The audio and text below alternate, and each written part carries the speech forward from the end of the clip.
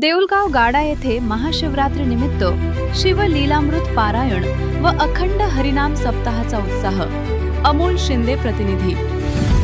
दौंड महाशिवरात्रीच्या पावन पर्वाचे औचित्य साधून दौंड तालुक्यातील देऊळगाव गाडा, नारायणबेट येथील विश्वेश्वर महादेव मंदिर परिसरात त्रिदिनी कीर्तन महोत्सव व शिवलीलामृत अमृत पारायण सोहळ्याचे अतिशय भक्तिमय वातावरणात आयोजन करण्यात आले।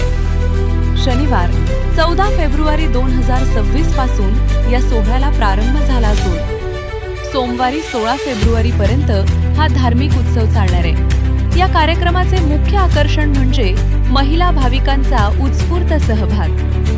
मंदिराच्या परिसरात मोठ्या संख्येने महिलांनी पारंपरिक वेशभूषेत एकत्र येत शिवलीलामृत ग्रंथाचे सामूहिक वाचन केले।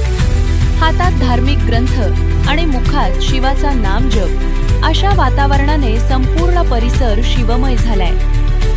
पारायण सोहळा हरिभक्त परायण संतोष महाराज तोडकर व महादेव भक्त परिवाराच्या मार्गदर्शनाखाली शिवलीलामृत वाचन संपन्न होत आहे। कीर्तन महोत्सव या महोत्सवात हरिभक्त परायण अश्विनीताई महाराज कोपनर, हरिभक्त परायण पायलताई महाराज जांभले आणि हरिभक्त परायण तुषार महाराज दुर्गुडे यांची रसाळ कीर्तने आयोजित करण्यात आली आहेत। नियोजन काकड आरती, शिवलीला वाचन, हरिपाठ आणि सायंकाळी कीर्तन असा भरगच्च कार्यक्रम दररोज पार पडत आहे। या सोहळ्यासाठी स्थानिक ग्रामस्थ, राजकीय पदाधिकारी आणि सामाजिक कार्यकर्त्यांनी उपस्थिती लावली असून ईश्वर मला, कोठीचा मळा तरुण मंडळ व परिसरातील सर्व महादेव भक्त मंडळांनी या कार्यक्रमाचे नेटके नियोजन केले।